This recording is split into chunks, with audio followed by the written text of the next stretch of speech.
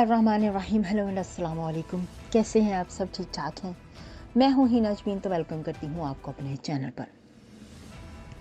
सबसे पहले तो आपका शुक्रिया अदा करती हूं क्योंकि आपने अपना कीमती वक्त निकाला मेरे वीडियो को देखने के लिए। और दूसरी बात, आपसे रिक्वेस्ट करती हूं कि अगर आपने मेरे चैनल को अभी तक सब्सक्राइब नहीं किया तो कर लीजिए और नोटिफिकेशन का बटन ऑन कर लीजिए। अरशद शरीफ की वालदा का कत्ल की तहकीकात और गवाहान पर सुप्रीम कोर्ट के खत का जवाब। सीनियर सहाफ़ी अरशद शरीफ की वालदा ने सुप्रीम कोर्ट के HR सील को खत लिख दिया है।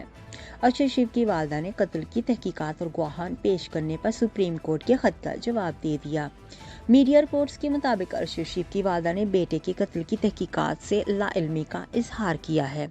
खत में अरशद शरीफ की वालदा ने कहा कि घरेलू खातून हूँ और अरशद शरीफ के कत्ल की किसी भी किस्म की तहकीकात से लाइल्म हूँ। रियासत की जिम्मेदारी है कि अरशद शरीफ कत्ल केस की तहकीकात और गवाहान पेश करे। वाज़ेह रहे कि इससे कबल अरशद शरीफ की वालदा ने चीफ जस्टिस पाकिस्तान से हाई पावर जुडिशल कमीशन तश्कील देने का मुतालबा किया। अरशद शरीफ की वालदा ने chief justice Pakistan justice Umar Ata Bandial को खत लिखा। अरशद शरीफ की वालदा की जानिब से लिखे खत में कहा गया है कि मेरे बेटे की शहादत के खिलाफ हुकूमत के जालिमाना इकदाम का नोटिस लिया जाए। मुझे और अरशद शरीफ के यतीम बच्चों को इंसाफ दिलाएं। अरशद शरीफ ने आपको भी खत लिखा था जिसमें उसने जान को खतरे में होने से मुतल्लिक बताया था। अरशद शरीफ ने बताया था कि मुल्क में इस पर मुतअद्दिद झूठे मुकदमात बनाए गए। अरशद शरीफ ने खत में ये भी लिखा था कि इसके खिलाफ बगावत के झूठे मुकदमात बनाए गए।